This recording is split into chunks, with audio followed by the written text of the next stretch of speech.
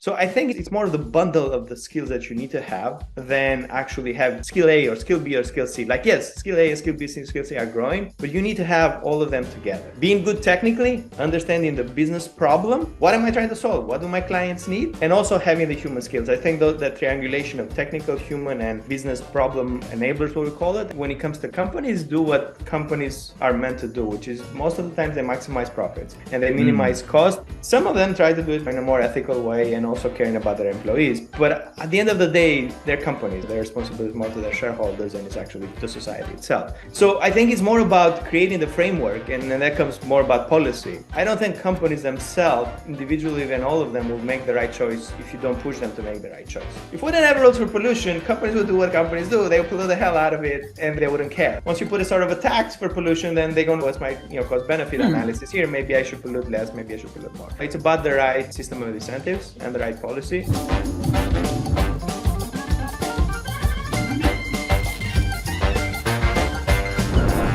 I'd like to welcome Bledi Taska to the call. Bledi, welcome. Thank you. Great to be here.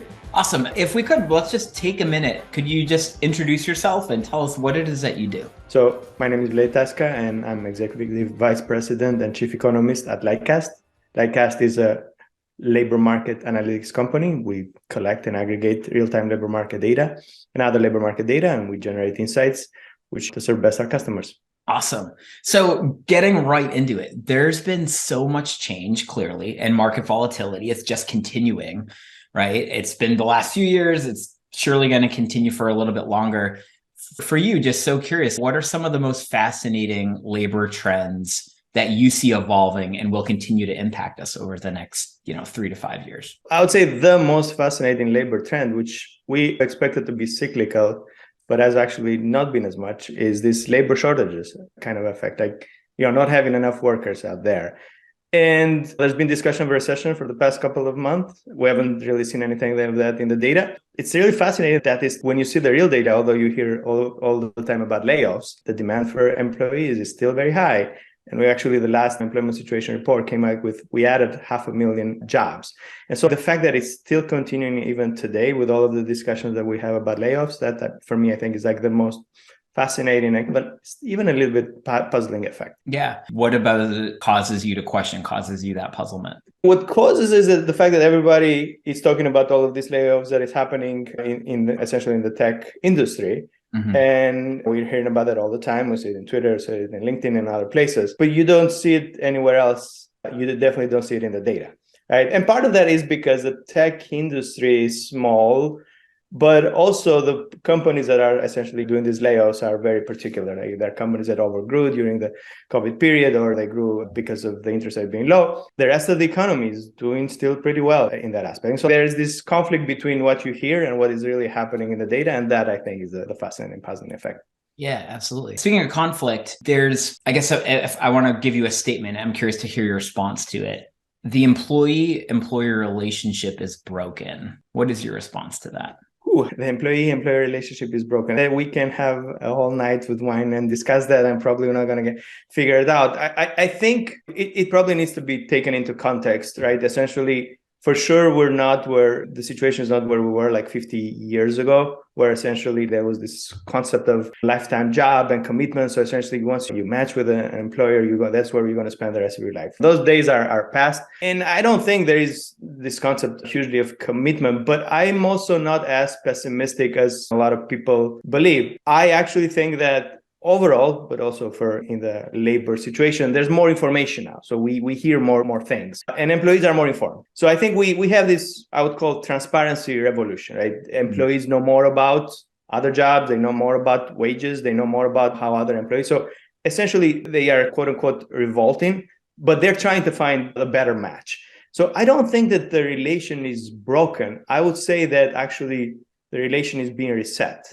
And I think in this case, it's being reset by employees having more power and by putting some of the rules in place. Years ago, it was mostly the employers that would set the rules, and it would be them that had the power. I think now that dynamic is changing a little bit. Part of that is because of this labor shortages phenomenon that we've seen. Part of it is because people have realized that there's more to life than work, especially because of COVID.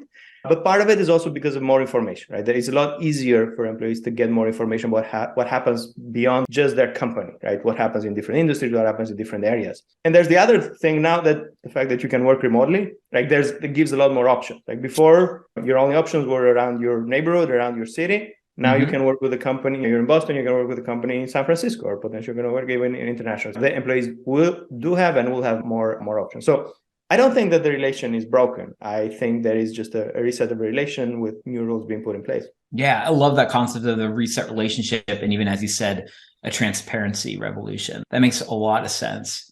Here on this show, we talk about the phenomenon that as machines, right, robotics, workflows, automation, AI continue to take on the more transactional and objective components of work, humans are left to tackle the more relational and subjective components. And right now, in addition to the economic pressures that you're talking about, we're experiencing major disruptions in work, especially with AI and all the chatter about it. In your view, in this new world of much more proliferation of technology, what are humans left to do? I think humans, this discussion about the effects of AI on labor, actually, there was a Fox video that actually showed some transcripts from even newspaper. It's been happening for the past 150 years, at least, that we have documentation. Machine is going to take this, right? And horse is going to take that.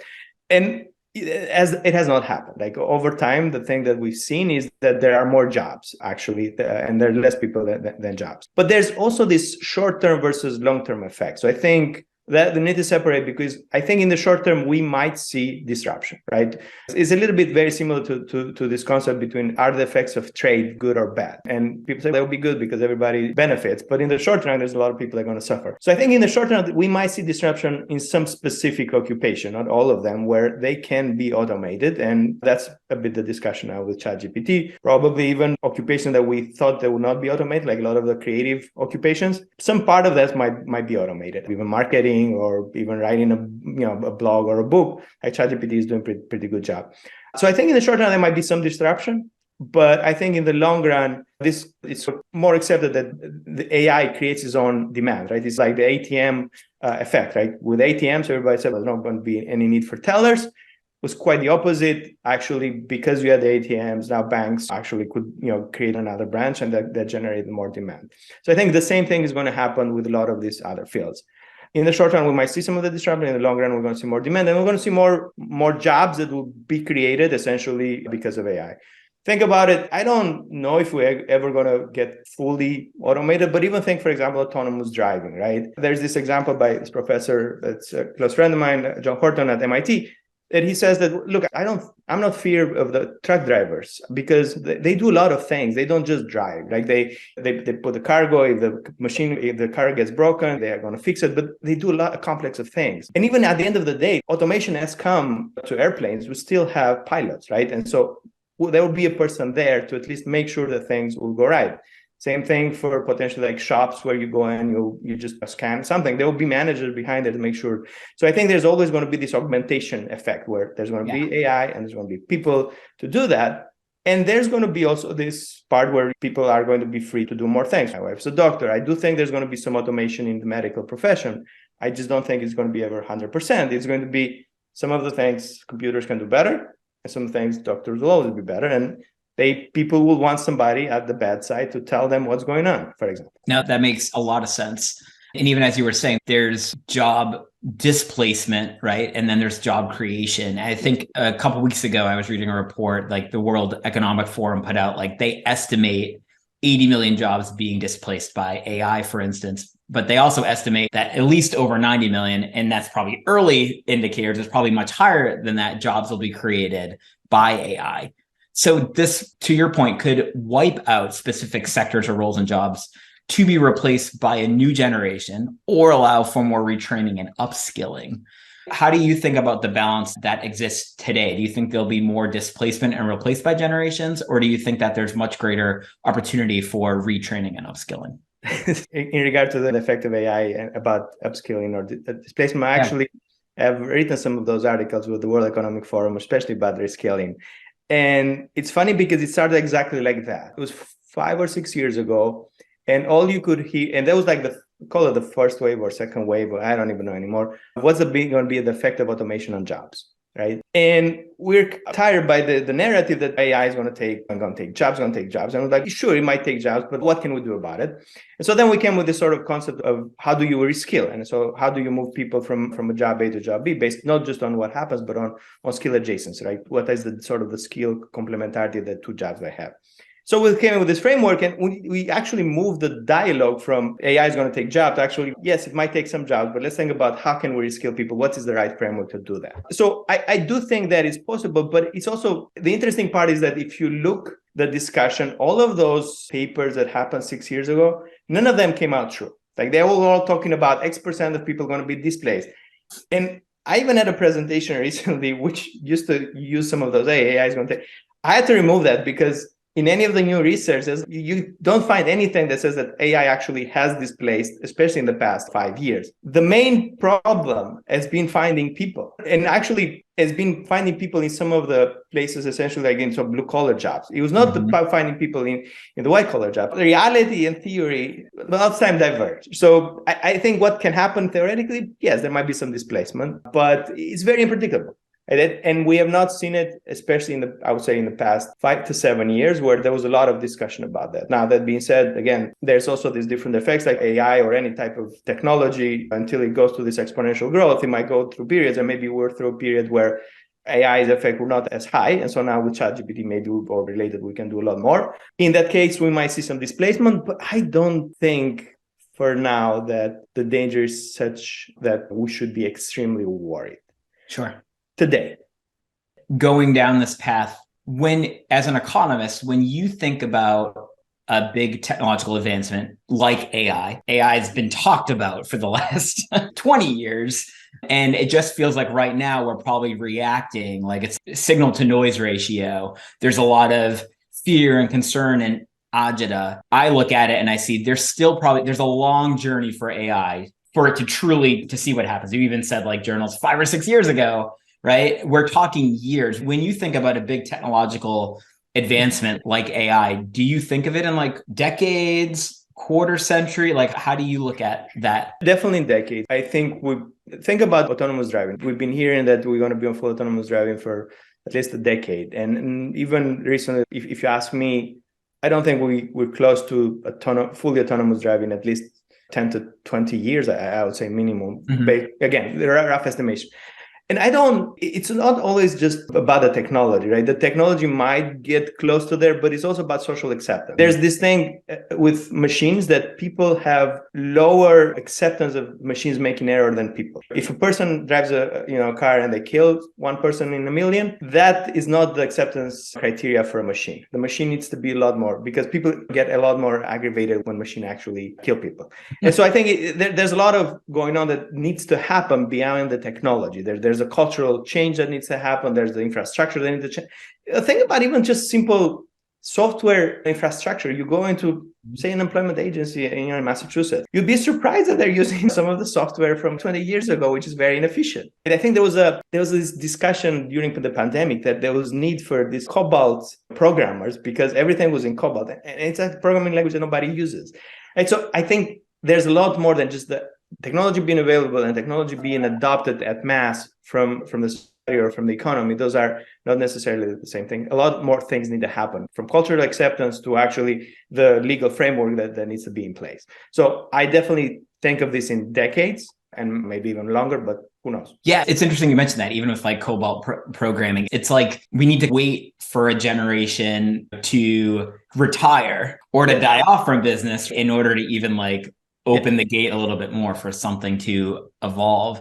So speaking of like the next generation of workers, when we think about like skills and competencies, I know some of the work you do focuses on, there's like general human traits and commonalities, like soft skills, if you will. And then there's skills themselves, like whether it's like technical skills or trades. What skills and human factors, when you look ahead, do you think will be most coveted over the next couple of decades? I can tell you what the data shows, and I can give you a sort of an idea of where the trends are going in terms of the skills that are mostly needed. But I don't think that is necessarily the right approach, because I think the framework there of mine should be a little bit different. It's more about like the bundle of skills that you need, right? And essentially what we've seen in the past couple of years is what we call the sort of hybridization effect, which essentially you see skills that before did not mix together, they are mixing. And for example, yes, we're seeing more of the software skill happening in what we call digital or technical jobs. So like software developers need to have a lot more human skills today, or more teamwork type of skills. And that's because the job has changed. Not essentially, we have this picture of the loner developer in the 80s that was on a Roman program. That doesn't exist anymore. Now you work in a team, and also the job changes a lot.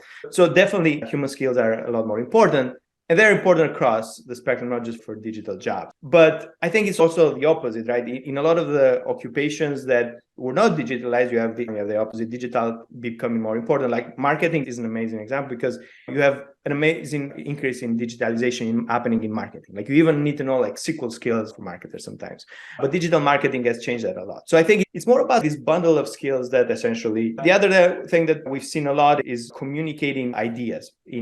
So visual communication, for example, is a very important skill that we've seen. I think that there's a third dimension, right? In the sense that, yes, you can be very good technically, yes, you can be very good in teamwork, but like, how do I communicate those, and how do I communicate it also potentially visually? So being able to communicate these ideas has become even more important over time.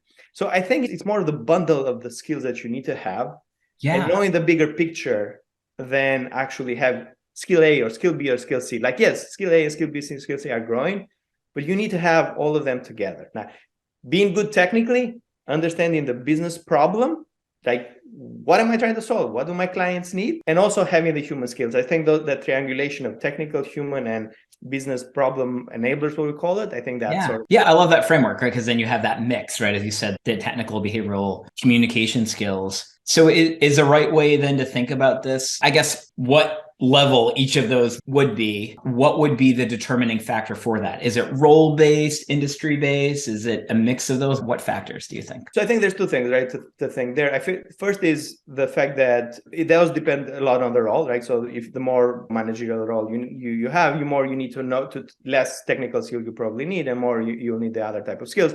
But I think you need to think about also what are the skills that are being disrupted. So the technical skills are being disrupted a lot faster. And there's like research we've done, there's research other people have done. It's interesting because like there's this very fascinating, which it shows that the skill premium, like how much STEM graduates make, actually disappears over time. Like they make a lot more than the others major graduates, but only in the beginning. And over time, actually that drops, and it drops because STEM skills or digital skills actually get obsolete pretty fast, and unless you keep up with them. So I think it's both the fact that A, depending on the role that you have, but B, you also need to think about what are the skills that are actually, they are being disrupted over time. And then you need to reskill also over time, because the digital ones are definitely ones that the softer skills are, once you get them, there's not so much change in communication skill, right?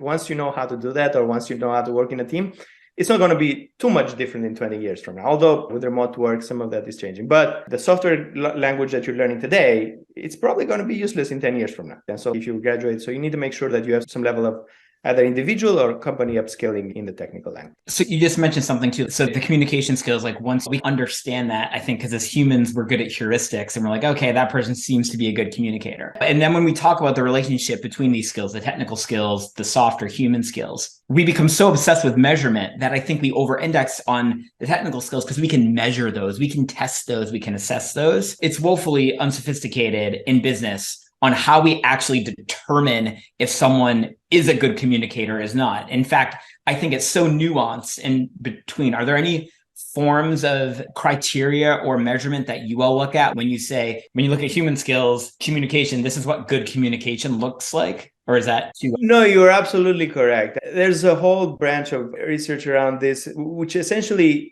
employers have actually tried to proxy for this communication skill by these crude proxies. And one of those have been like bachelor degree, right? So we've looked into this, other people have looked at this. And what we've seen is that even in jobs that might not require bachelor degree, employers say they use the bachelor degree as a filter to proxy for that. Because the idea is, look, if you went for 4 years in a university, you've learned to go there every day, so essentially you've learned to at least do to do the job that you're required. And the reason for that is exactly that. It's hard to measure them, or at least it's hard to measure that without working with somebody. Like, it's easy for people to trick you around those in an interview. I'm sure you've done some of those, and then you've had people that showed up very differently. It's not easy to trick somebody around technical skills. You either know it or don't know it. The answer is very specific. So I think that is probably where I'm hoping to see the next revolution in sort of testing software skills. I think there are different companies that are trying to do that, either with simulated situations where people are like either even using AR, VR or something else and try to be. The question is how to do it at scale, right? Right now we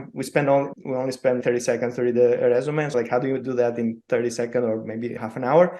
Because if you have to spend hours and hours, that doesn't scale. But I think that's the biggest challenge. So you are absolutely correct that testing for the software communication skill, unless you're really working with somebody, it becomes hard.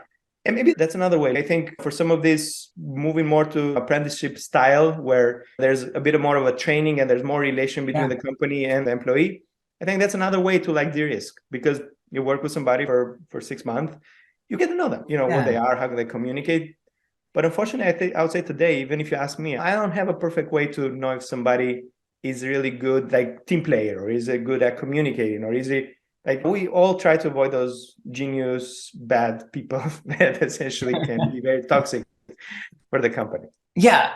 At the same time, when we know that person's a great communicator, and we think about the value of these competencies, I want to shift your conversation to how do we actually, like, this provocative question, what is the value of a human in a work context? I look at a skill like that. Once you know that person's good at team building, you know that team building's required, you know that communication's required. Because we're bad at measuring it, the value of knowing that is really important. So you're going to pay a lot for that employee because you covet it. I guess when we think about just value in general, how do you process the question? Like, how do we find out what is the value of a human in the work context? What attributes? So I think those attributes, right? So essentially that have to do with the value of an individual. I think they boil down to one main thing. Is that individual a force multiplier? In an essence, like, can that individual make the people around them better? Because again, when you become a manager, essentially the reason why people get promoted to managers is because if you are an individual contributor, you can only do one project at a time. And if you are a manager, you can manage 3 people or 5 people or 10 people that can do the same work. So it's about scaling, right? But if you're an amazing manager, or if you're amazing, you essentially, instead of having these 3 people, that the output you get from them is equivalent to 6. So it's about that sort of force multiplier effect that individuals have. And I think companies and employers do recognize that, and they do value it a lot. That's why you see a lot of people staying in companies for 15 and 20 years, because I think they have that magical touch. I would call it as a force multiplier in ways that it's not that individual is just very good at their job. They're actually making all of the rest of the people a lot better at their jobs. Yeah, which could also be what makes them really great at their job. Sure. So think about it as a coach, right? This is a fun. I don't know if you watch soccer, but a coach is not always a great player. They're not always great players themselves, but they're really good coaches, and they make the players actually a lot better. Absolutely. So if you, knowing all you know and seeing trends, and even looking at, there's the difference between blue collar, white collar, hard skills, soft skills, wages are increasing for, the way I gather, it's more of like the hard skill, blue collar job lately. As an individual, how do you think individuals should think about assessing their own value? Are there indicators they can look at in the market to determine that? That's a difficult, how individuals can assess their own value. It's a difficult one, because I think there's a lot of misinformation, in the market. Actually, there's a lack of information. The one thing that we know is that most people actually don't really know about a lot more than just like their very immediate surrounding. And so if you ask the average employee, they cannot even name the potential jobs that they would be able to do. Like, they might know 1 or 2 jobs that maybe some of their friends have done. But I think there's a huge potential there for increasing the information that employees have today. I'm sure it's happening in some occupations, or in terms of the digital software occupations, they have more knowledge. But I'd say in the majority of especially the blue collar job, the information is not there. And this is true even for like students. There's been surveys of like asking students, do you know how much money you'd make if you do this job, or if you make the other job, or do you know the career pathways that you could go from this major? And it's very surprising that most of them don't have incorrect expectations or incorrect information. So I think if I abstract from my role as a labor economist and look at the general population, I think there's a real opportunity there. I tell to people that my dream is that, at least in my lifetime, there will be this thing that I call GPS for careers. Like we will eventually be able to have something that say, hey, tell me, how do I go here? And they will be able to tell you the different paths of like how to go there, how to potentially achieve that career. Similar like when we say, if I want to go from Westwood to the center, it tells us the different ways and what's a shorter one. Yeah. But there could be the alternative version would say, hey, I'm 18, I don't know, but just tell me where to go and how to do that. What are the options? I want to go on vacation. Well, what's the best place? Airbnb for career. And so I think I'm hoping that we'll be able to see both of them, either for people that know exactly where they want to go and how to go there in the fastest way, or people that don't really know what they want to do, but they know what they prefer. And so there's some guidance. I think there's a lot of room in the market for those type of quote unquote innovations, inventions. That's a fascinating concept. I love the GPS for careers or the Airbnb. I love that. Shifting gears a little bit and thinking about this, like building your own career. Most career development services are subsidized by the employer, right? Not the employee. I think it's become very commonplace for us to look at that as a benefit or a perk. My view in that, though, in that way, the business is always the primary beneficiary.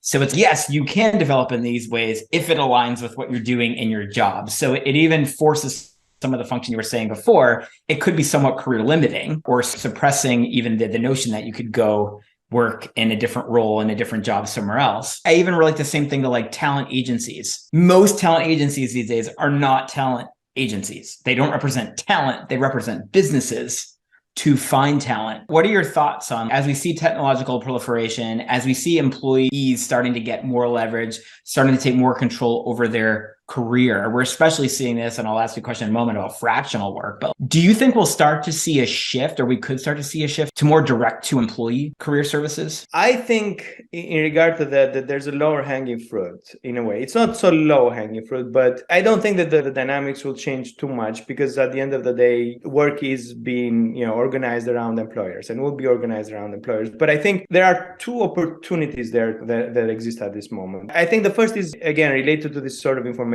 It's interesting, but even most companies don't have a good map of what their employee pool is. Like they for example, is like knowing that, hey, I have these employees and they could go to this occupation, they could go. I understand that creating that map of how this occupation connect to each other. I'll be surprised. I think most of even large companies are trying to build like what we call like internal LinkedIn in a way, where people can know what job opportunities exist, how can I apply to that opportunity, and what skills do I need, and they can create. But that does not exist today at scale. I think very few companies are doing that, if any, they're doing it. I think that's like the biggest opportunity was like, especially these large companies which have different roles, being able to A, create this map, but B, tell employees that, hey, you have this opportunity. You could go from this to that. Instead of me just going out in the market and looking for somebody, you can actually promote from within. But I think that is an infrastructure problem at this moment. So I think that there's a lot of work need to be done from the company side to actually be able to do that. And I think on the other side, you do have with C's like a lot of opportunities for employees to get new skills. Like somebody could go to Coursera or Udemy today and they can learn new skills. And actually we saw some evidence of that during COVID, where in different countries, I don't know if it was US, but like people actually upskilled because they had a lot of time and like the industry was in a shock. And so I think there's a lot more opportunities today for at least employees to actually get some of that, do it on their own. But I think employers are still going to be like in charge of a lot of the training, because a lot of the money comes from them. And I think labor is going to be organized around companies. But I think there's more opportunities at a company level and opportunities at an individual level for people to upskill. I think the biggest problem of upskilling is that you need to show the individual the ROI. There's a huge inertia on individuals saying, hey, I'm now 50 years old. I'm going to actually start learning something. The only way to do that is, hey, if you learn this, you can make 20% more, right? Or you can work 20% less. If you are able to articulate that in an effective way, I think that's the biggest challenge. Like showing them where's the money, right? And showing where's the benefit. Yeah. If you show that, then we'll see change happen. Interesting Because you agree or disagree. So I want to hear your thoughts. No, I agree with exactly what you're saying. Everything comes down to if we had a way of understanding our value, right? So one of the things that we talk about on this show as well is new technologies like Web3 potentially could open the door to what I like to call portability of performance measurement metrics. Because inside a company, you said like large companies, they actually have their own rhythm, culture, and performance measurement standard, right? But if every company exists like its own community or country, if you will, in the way that they assess and evaluate performance, then the individual, we don't work our whole career at a company anymore. So I actually think that we need to see a world where if I'm a product manager at software companies, that there's a standard for my performance that includes human and technical skills and the evolution thereof. And if we have that standard and we track forward in the org, then you should be able to fill up my baseball card, if you will, and now I can take it somewhere else. Once that baseball card's invented, now there's a market and I can go and say, like, how do I rank against all these other baseball players? And what is my value? What is the going rate for one of these? I think that'll be a force function for business and individuals and for a whole market to serve the individual to increase that. I think there's definitely an opportunity there for Web3, but I think the biggest challenge there is actually how to do that in a way that is objective, right? And not subjective, because how do I evaluate an employee? If I'm a bad manager and I give you a bad score, like, then you don't really want to take that baseball card and go around. So I think doing that in an objective way within the company, I think that's the biggest challenge of actually 100%. Yeah. And even half the stuff we're using, like resumes or LinkedIn profiles, are not really objective anyways. They're not validated, right? In that way. So there has been this rise in upskilling. There's also been a significant rise. And just like you were saying, AI, it's not like AI is a brand new thing. It's been around 4 years. The same is true for freelance and fractional work. That was a trend that was already going, I believe. Pandemic accelerated, maybe over-indexed on that. Maybe the pendulum will swing back. Thinking of freelance and fractional work, and every other LinkedIn post is about go work for yourself. Do you think it's possible that we'll see companies emerge that are built 100% of freelance or fractional labor? In regard to freelancing, and I actually am not as optimistic in the sense that I think there's a lot of hype around that. But even from the early days of Upwork and the rest, essentially there was these two different measures. There was the measure of how many people you actually work in this gig economy. And that was a very large number. Like a lot of people were part of this gig. And then when you say, but what percent of GDP is that? Like how much of actually value are they? Because you had a lot of these people that they participate in Amazon Turk and they made $1, $2, and they were counted. And once you did that, the numbers were very small. So I think that today, even after COVID and even after all of this revolution of working from everywhere, I still think that is a very small percentage. And so I don't expect anytime soon to see completely like changing from this company like model to actually people working for themselves, because there's a lot of value in actually having a company, having a structure, having sales section and marketing section and all of those things which they interact to each other. So there's more to company than just some of its parts, right? That it actually the sum of its parts make it bigger. But what I do expect, which is related to that, but not exactly like that, is that I do expect companies to start hiring more and more people remotely, even across borders. So actually, that's part of the first, I call it effect or evolution. Now you could hire people from Ohio and you have a company in Boston. Now, what stops you from actually hiring somebody from Chile, right? If you're here, they're in the same time zone, they speak very well English, and they probably they get paid half of the money. It is already happening. There's a lot of, especially software development. I don't know if you know this company called Deal, for example. They're like one of the largest unicorn, valuated at, 12 billion. The reason why, because they're doing exactly that. They are essentially working with companies and make it easier for companies to hire from everywhere. So I do expect that to be the next big revolution. But as every revolution, it will have its ups and downs, right? We'll see a high phase, and then people may get disappointed, but then it will come again. But look, it makes sense. Like you can live from everywhere in the best places, and you can work with, if you're the best, you can work with the best companies. So what stops us from moving to Sicily and working in the US? And so maybe that will not happen all the way there, but the trends will be there because human nature wants the best. Going on this journey a little bit more. So take that example, right? You have someone in Chile and they're a software developer and you can pay them less. So in a way that distributed workforce, remote, can actually accelerate commoditization of certain roles. And how do you think about that? Like the transcendence, if you will, of certain roles in organizations, like, oh, a software engineer, we have to pay so much because they're in such high demand, but now we can hire one from anywhere. And now it brings down the price of all of them. And then now you're making less, so then we'll let technology do more of it, because does that effect happen? Which effects? Say more. Commoditization of the role, and then does that actually invite more technological disruption or even taking over of said? In terms of the commoditization of the role, I think definitely can happen, but you also need to remember that the opposite can happen. Like in US, for example, we actually saw the opposite, because essentially it was not so much of the effect that, hey, I could hire people from this region that are actually cheaper. Actually, it was the opposite effect, where these people that were in the regions that were cheaper, they could actually get more money by contracting with a company in San Francisco or in Boston. So I think you do reach to market equilibrium, because the workforce is limited. If all the companies will want to hire people from Chile, the wages will increase, right? And so I don't think you have this equilibrium toward the bottom. You have some equilibrium toward the middle.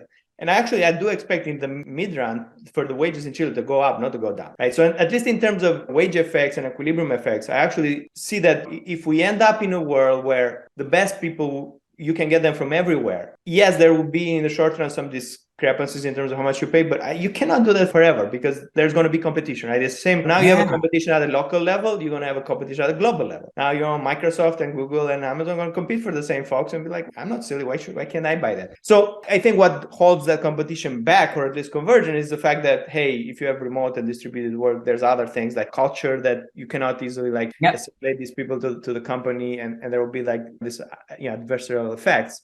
So those will count towards not going all the way. But I do expect over time, actually, wages to converge and not going. To close us out here, the concept of equilibrium, and you just said, I want you to share some knowledge with us on what you know, as you were talking about the workforce is fixed.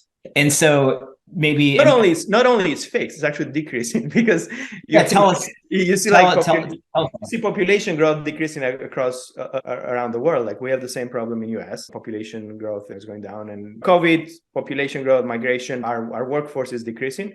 But that's not a US problem. It's a global problem. Asian countries have an even more severe problem, right? Europe has a similar severe problem. So I think only Africa is one of those where you expect it to actually see population increasing. Interesting.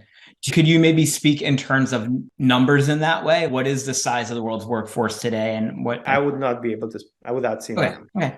Also, this concept of equilibrium, and it being, if population is plateauing and decreasing in some places and the workforce is fixed, then we need to call in our backup, and that could be technology, right?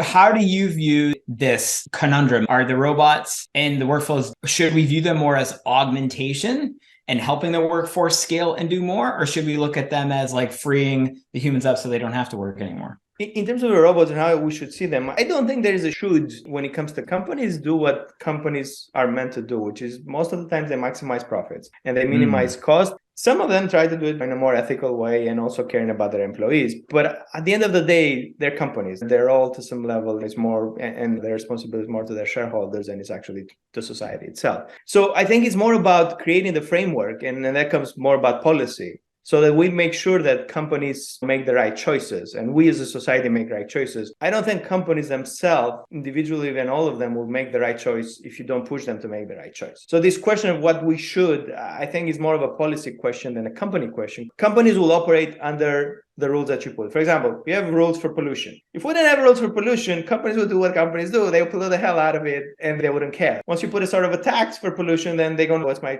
cost benefit analysis here? Maybe I should pollute less, maybe I should pollute more. So it's about the right system of incentives and the right policy, and the fact that we make the right choice when we're going to, and also thinking about the short-term and long-term effects, because although I am optimistic in the long term, things will be fine and we're going to have enough jobs, I do think in short term, we can see a lot of people suffering. Like we saw the effect of trade.